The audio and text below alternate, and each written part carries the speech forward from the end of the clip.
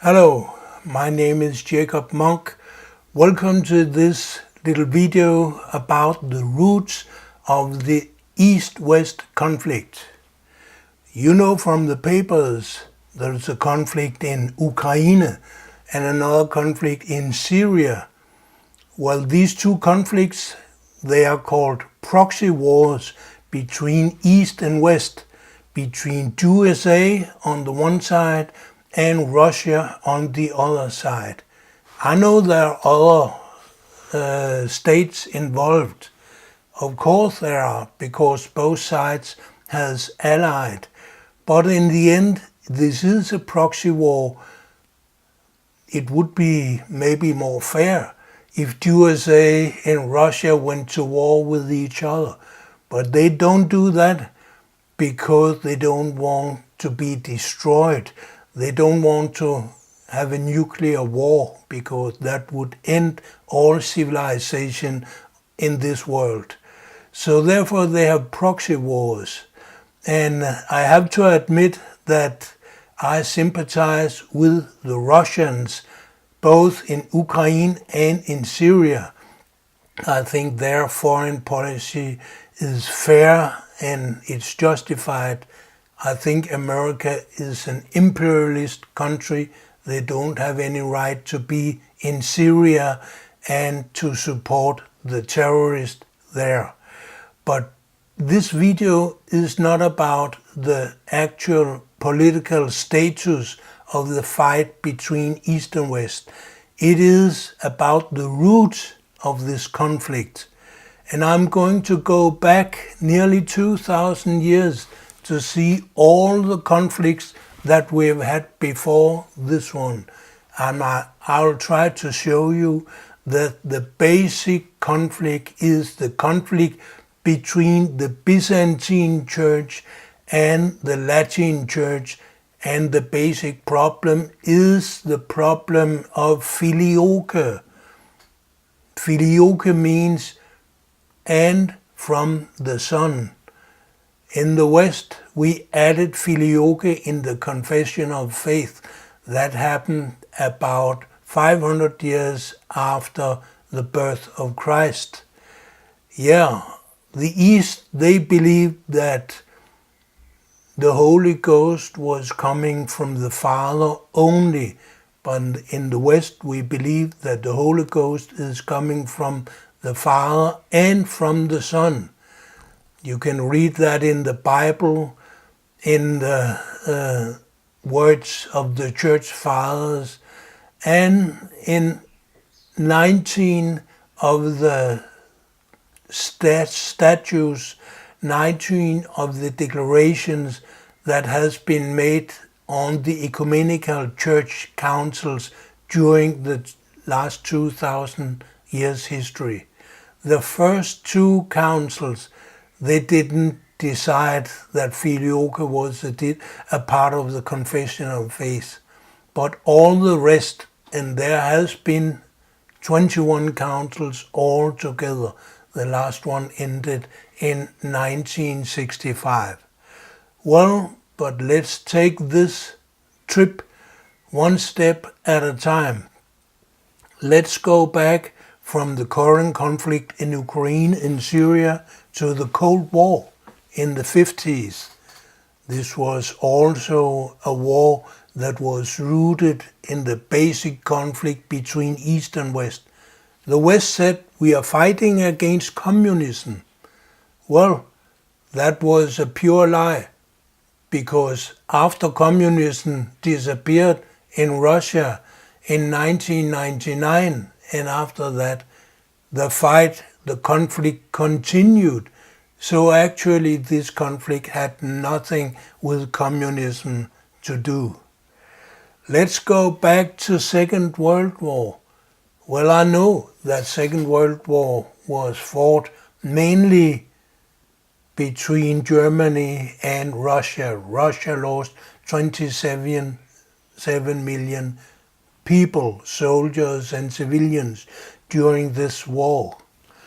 But the war was basically a war between East and West, because the reason that Hitler started this war up was that he thought that he could represent the Western world against the Eastern world. Well, it didn't turn out the way he hoped for, and therefore he lost the war, and I'm very happy about that. But when we go even further back until 1917, there we had the Russian Revolution, and the Western powers invaded Russia. Maybe you've heard about the war between the red troops and the white troops. Well, the white troops, they came from the Western powers. They were Westerners, Catholics and Protestants.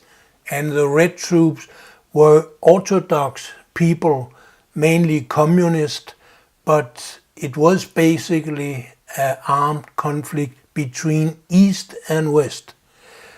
And when we go further back, 1853, there we have the Crimean War. On one side, we have Russia fighting to get back Constantinople. It was a part of the Ottoman Empire at that time, but the Ottoman Empire had conquered it in 1453 from Russia, from the Byzantine Empire. So the Russians wanted to get Constantinople back. Well, at that time, in 1853, Constantinople was called Istanbul, but it was still the same city that once had been the main city in the Christian Byzantine Empire. But 1853, the Western powers did not support Russia. They went against Russia. England, France, and most of what is called Italy today, they united with the Ottoman Empire and went against the Russians.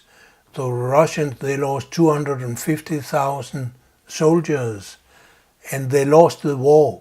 They didn't get Constantinople back. We can go further back until 1812. That was the time when Napoleon invaded Russia. He said it was because he was having a war or preparing a war against Great Britain. He wanted to secure all the border lines, all the borders to the sea in the north. But many Catholic leaders, including the bishop in Paris, said, this is a holy war against the heretics of Russia. Well, the Pope didn't support that standpoint, but many Catholics, they did. When we go further back until 1448, that's where the Orthodox Church in Russia declared that they were not a part of the international global Catholic Church. They were not submitted to the Pope, no. And they were not even submitted to the Patriarch in Constantinople. They were not a part of the global Byzantine Church. They were totally independent. Let's go further back. We have the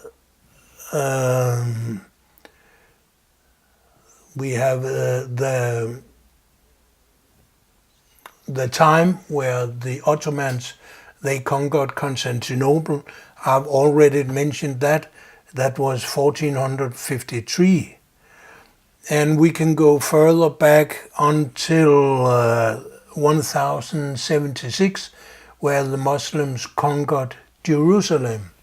You have to understand that all the imperialistic wars of the Muslims, all the Ottoman Empire's wars to expand, they took lands from the Byzantine Empire. So the Byzantine Empire was smaller and the Ottoman Empire was greater. That means that Islam won a lot of influence and Eastern Christianity, Russian Christianity, decreased and lost influence.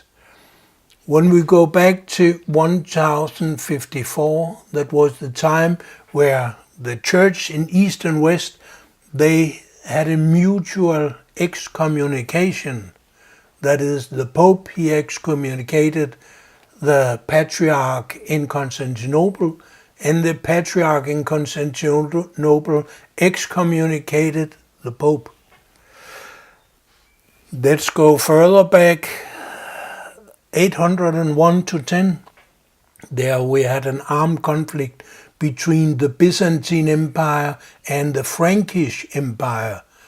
The Byzantine Empire being Orthodox Byzantine religious Christianity, and the Frankish Empire being Roman Catholic under leadership of Charlemagne, also called Karl the Great. They had a big war about the leadership of what is today called Northern Italy.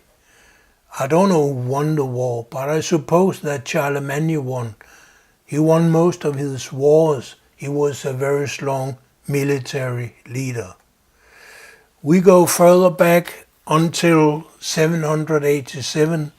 That was the last year that the Byzantine Church participated in an ecumenical council with the Papal Church.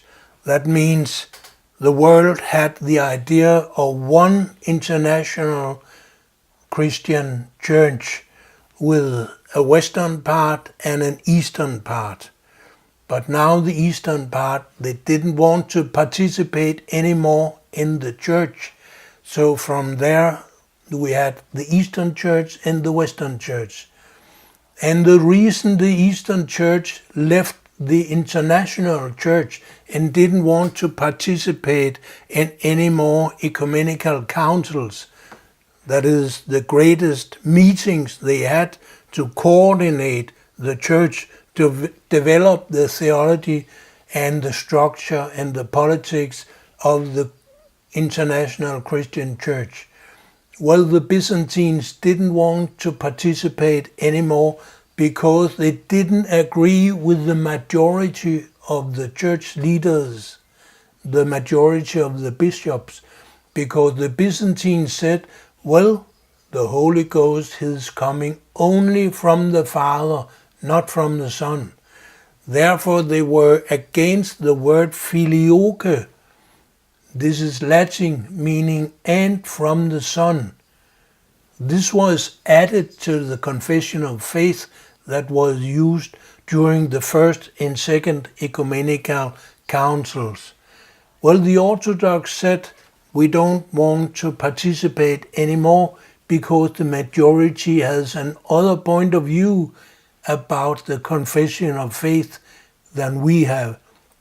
Therefore, they left the church.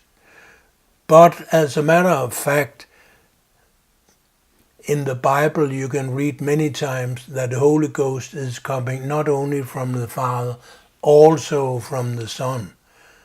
And which was decided on 19 out of 21 ecumenical councils.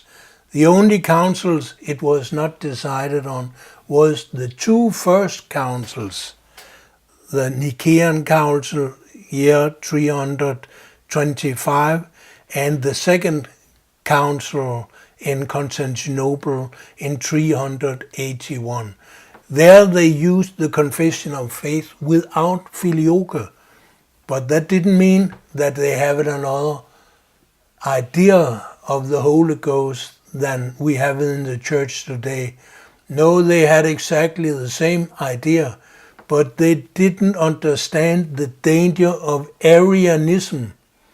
Arianism, the idea that Jesus Christ is only a holy man.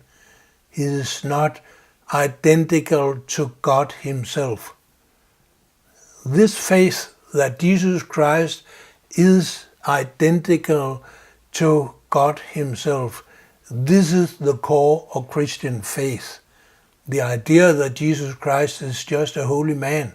Well, this is Islamic faith.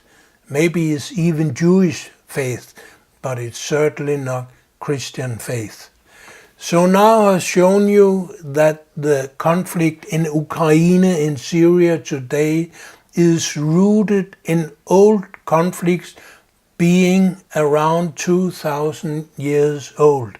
It started up with a conflict about filioque, a purely metaphysical conflict, and today it is an armed conflict fought out between substitutes. I suppose most of the soldiers being part of the conflict in Syria and the conflict in Ukraine, they don't care much about the Holy Ghost, if the Holy Ghost comes from the Father alone or from the Father and the Son.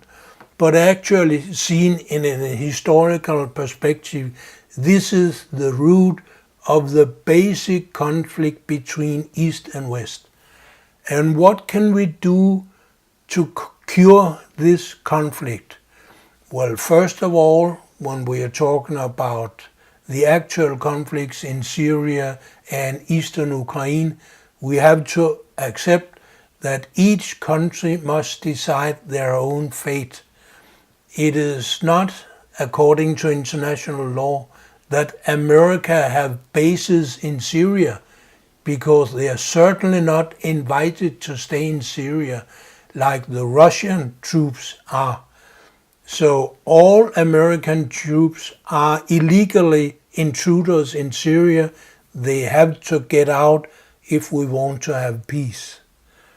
In Ukraine, they have to make a kind of peace agreement so the Russians in the east can be independent from their enemies in Kiev. Well, I'm not trying to find a solution for these actual conflicts, but I would like to say, what can we do about the basic conflict between the church in the West, that is the Popal Church with 1.3 billion members, and the church in Russia, that is a small national church under leadership of Bishop Kirill from Moscow. They have around 50 million members. Well, let's hope that the church in Constantinople will go back and be reunited with the church in Rome. When this happens, I hope that the Orthodox also in Russia will understand that if you stand alone with a viewpoint like a minority, then you are weak, and then you will be a scapegoat. You will have a lot of problems, not only in theology, but also in economy, in politics, and in war. So therefore, the church in Russia should be forced to have contacts with the church in Rome.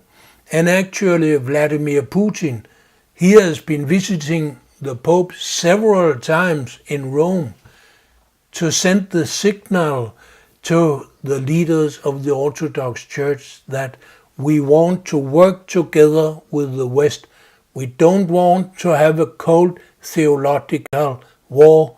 We want to have one single united church, because that is the basic if we want to have one single united world without the threat of a global nuclear conflict.